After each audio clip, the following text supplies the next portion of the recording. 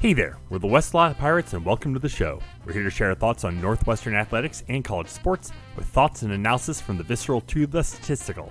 We run our tailgate with the red pirate flag flying high above as we give no quarter, especially the fourth. I'm Sam Walter. I'm John Lacombe. And I'm Eric Skoskauspo.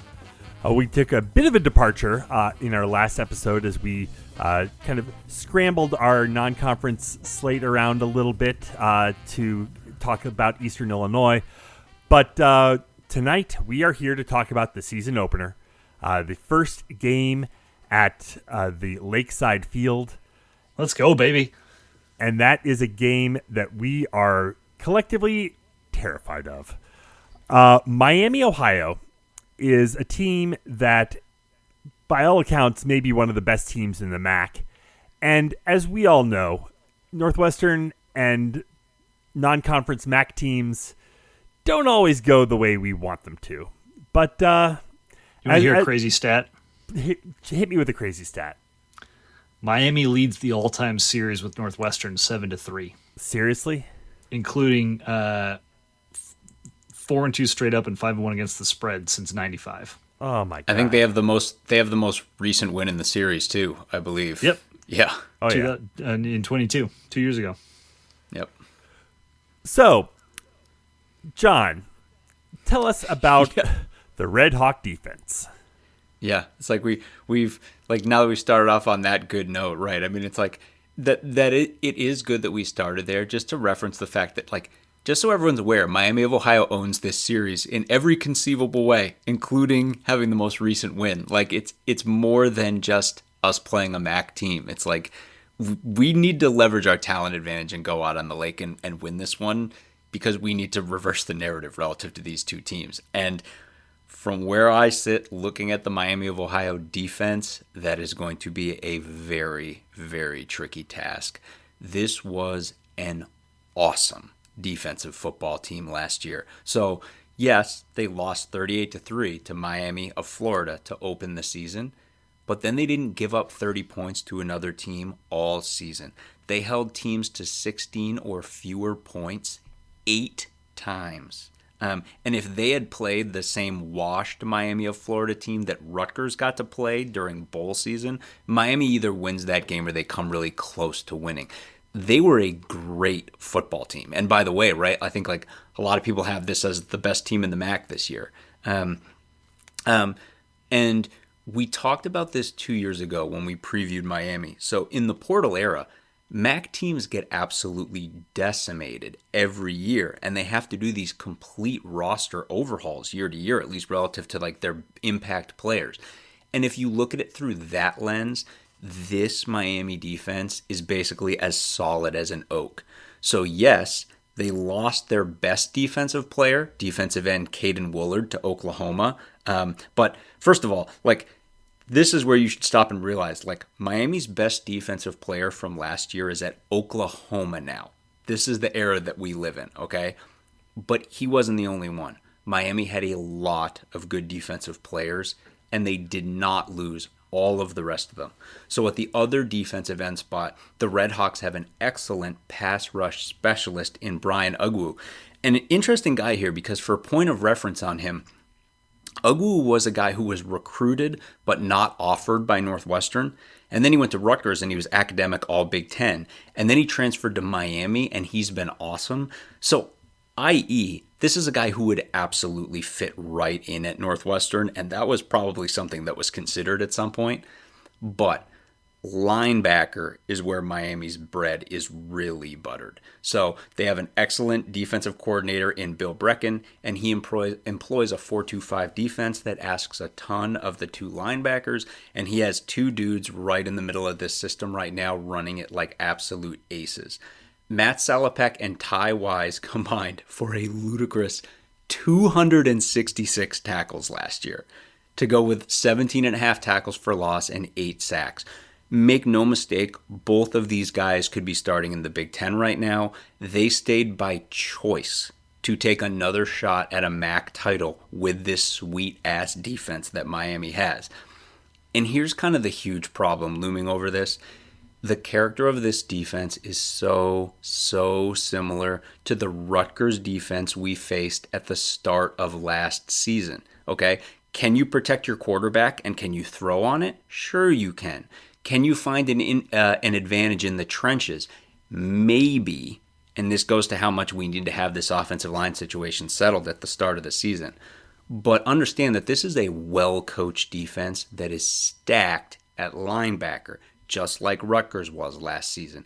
If you don't create an advantage at the line of scrimmage, you're not moving the ball on the ground against Miami. Like, understand, like, this defense, there are a good amount, not a huge amount, but a good amount of Big Ten defenses that are worse than this defense, okay?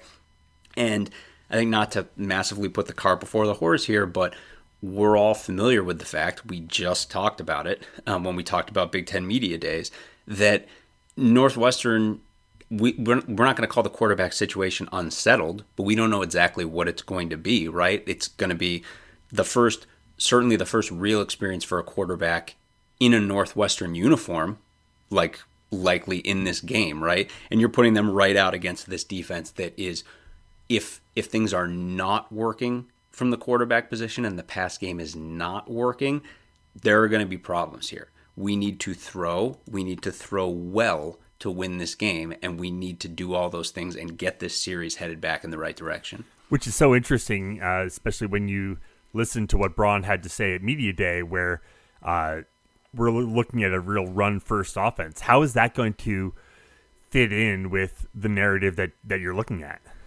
Well, here's the thing, right? Because he said all those things, and then as we talked about, he also made a point to use the words flexible and adaptable. Do I believe we will try to really establish the run into the teeth of a great run defense? We probably will. And you know what? If it doesn't work, we're going to quickly adapt and move on to something else. I think you're going to see Northwestern try to hit Miami of Ohio with everything, and necessarily so. And obviously, like, that's going to start with whoever's under center, like, needs to be able to push the buttons right away. Whatever these schemes are, like, it is not a rolling start here. It really isn't. This is a very good defense to be starting the season with. And, like, again, this is a defense that it might be the class defense outside of the major conferences. That's how good this defense is. And it's not a great thing to have to draw right off the top. But again, it's like, if this offense is dynamic and it's everything that it can be, like, we're going to find out right off the bat, because they're going to succeed against a very strong D. Scuzz, take us through the Miami offense. Hopefully you can paint a bit of a rosier picture than John just did. Yeah, a little bit. I mean, this offense scored points very opportunistically last year. They obviously really benefited from the strength of that defense. I don't think they can really be considered, like, quote-unquote good.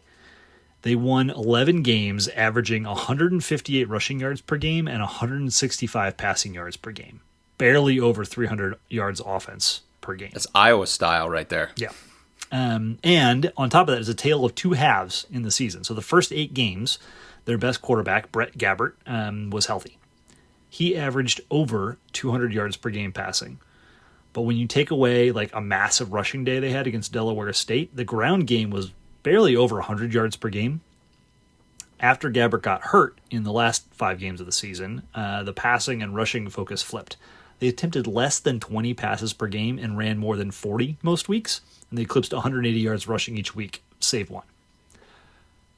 Now, obviously, this was possible in large part because the defense was controlling the other side of the ball and giving them lots of opportunities, short fields, etc. But it also does not create a great picture for Miami in 2024, namely because their 1,000-yard running back, Amos, is gone.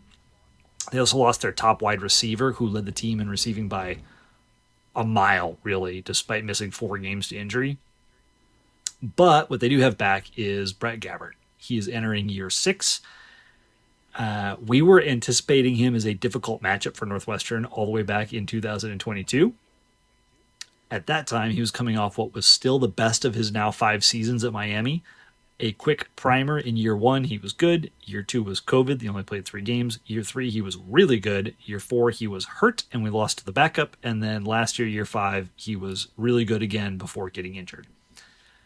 They also have a really solid offensive line. 4 returning starters. They got a nice transfer in from Kentucky. They also get their best tight end, Jack Coliron, awesome name, back from injury. And they have a wide receiver core, like not on the top line, but the depth. They've got a bunch of Power 5 transfers. So there's talent on this offense. I think if Gabbert stays healthy, they will be more pass focused than run. They can probably reduce what was an inflated sack rate last year, predominantly due to the backup. And the passing game can take some pressure off of what's going to be a real running back by committee approach. I think this could put them in the neighborhood of 28 to 31 points a game. This is where I have to deviate. I don't want to cause undue pain, but this is where we have to discuss 2022's stunning 17-14 loss to Miami of Ohio. Do we have to? Yes. Super. All right, let's go. Like I said, we expected Gabbert to be a bit of a problem for us in that game, but he was hurt. So their backup, Avion Smith, played. Smith completed 7 of 19 passes for 62 yards and ran 11 times for 7 yards. That's really bad. Northwestern, on their part, fumbled deep in Miami territory, had a punt blocked, and did typically bad Fitzpatrickian non-conference September stuff all game. But what broke the camel's back was Keon Mosey running for 171 yards and an 8 yards per carry clip through the vaunted Jim O'Neill defense. Mosey is still on this team. Seriously? Now, he was the 3rd or 4th option at running back in 2023, and RD has come an incredibly long way since then, but the mental scars remain. And this offense is better than what we saw in 2022 at this stage. If Gabbert, starts the year as the number one guy, can we contain them? Do we have an athletic advantage? Is there any reason why we couldn't hold this offense in check long enough to score points and win this game? Those things are all totally true, but this is why we're all scared of this team. If you or a loved one is seriously injured by someone else's negligence, hire Kent Simpson of the Simpson Law Group. After over a decade prosecuting murder cases in Chicago, Simpson opened his own firm focused on wrongful death and personal injury cases. He specializes in car, truck, motorcycle, boat, and other transportation accidents, as well as construction accidents, medical negligence, slip and falls, product liability, and more. Millions recovered for clients. No fee unless he wins. The Simpson Law Group. Compassion, empathy, and vigorous advocacy. Go to simpsonlawgroup.com or call 312-332-2107 for a free consultation, and go Cats.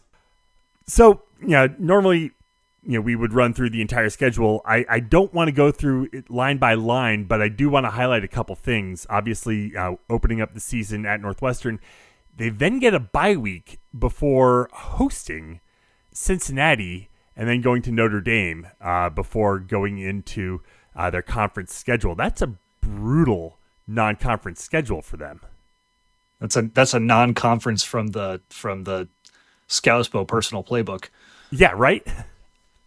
You're right. It's interesting though, from Miami of Ohio's perspective, right? If you factor in that they expect to have a really good team, it's a very interesting schedule, right? Because they're going into the teeth, relatively speaking, of we're all super psyched about this Lakeshore Stadium, but Miami of Ohio is being like, we're playing 3 major conference teams in Northwestern, Cincinnati, and Notre Dame.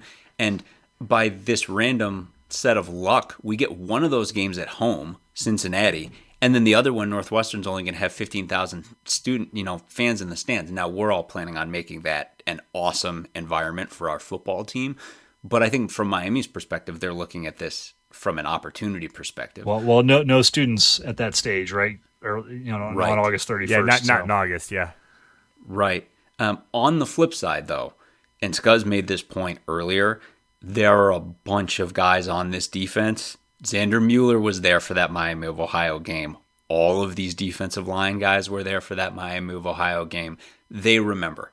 They're going to take this personally. This is part of this revenge tour that, Northwestern these guys probably see themselves on at the start of this non-con. And this game is really going to matter a lot to those guys. And I think they're really going to bring it. Now, again, I'm more worried about the offensive side of the ball, and not the talent. We know the talent is all there, and we all have a ton of faith in Lujan. It's more just the quarterback situation. Again, it's like whoever the starting quarterback is getting a tough defense right off the bat. Like, it's a really well-coached defense with a lot of Big Ten caliber guys. That's the first defense this guy's going to see in a Northwestern uniform. And obviously, Lausch, like we know, Jack Lausch has been in a Northwestern uniform before. But if we're talking heavy action and he's coming in for heavy reps, like, this is the first defense that he's really going to have to throw on in his career. So it's a lot. It's a big hurdle that they're going to have to find a way over. Well, it's McGarrigle's first game coordinating as DC as well, against Great point. Not a great offense by any stretch, but a very tenured, comfortable, competent quarterback, and a team that knows what to do to win. Putting up 11 wins last year. They had only 6 the year before, but they are. You guys mentioned they're tagged as the top team in the MAC. I mean, this team has their eyes on potential best team in the group of 5. And with that non-con, I think, John, this is kind of where you were going. Like, they win those 3 games, they certainly could find themselves in the 12-team playoff. Now, right. winning at Notre Dame is going to be a tall task, but Right. Look at it from their perspective, right? Like, let's say from their perspective, they beat Northwestern, then they get a bye, and then they get Cincinnati at home on ESPNU. Cincinnati's not going to be good next year either. Right. Like, they're going to be absolutely, like, lit for that game. So, I mean, it's like there's no positive way to spin this in terms of, like, that we're not getting a great football team here. We're getting a great football team. You just got to earn it. I mean, like, we have to have faith in what Northwestern's going to have. We have to have faith in, that Zach Lujan has been looking at this defense all offseason and figuring out exactly how he's going to attack it and how he's going to utilize our strengths. Like, we have to be front foot here. Like, we got to believe in what this team is, what this team was last year, and all these pieces are going to come together, because it's going to have to happen right away. Anything else to mention about the Red Hawks before we go? We'll see you all. We'll see you all out on the lake for this one. Absolutely. That's the other piece, right? Is it's the first game, right? It's going to be this afternoon game, last day of August, hopefully under unbelievable weather. And I think Northwestern fans are going to be absolutely stoked to be there. Everyone's going to be so fired up about just like that this thing is really happening, and we got to bring that energy. We got to fuel the team, because they're going to need it. Fingers crossed, boys, that this Northwestern fan is going to be there for it. Oh, that's a fun little tease. Let's see how that progresses. But in the meantime, let's go ahead and leave it there for tonight. Head to our website, westlottpirates.com, where you can leave comments and questions. Find us on Facebook, Twitter, Instagram, and YouTube at Westlot Pirates, and email the show, westlottpirates@gmail.com. Tune in next time as we give our visceral and statistical views on Northwestern athletics, and look for us in the west lot of Bryan Field flying the red pirate flag, because we give no quarter, especially the fourth. For John Lacombe and Eric Skasby, I'm Sam Walter. Thanks so much for listening. We'll see you next time.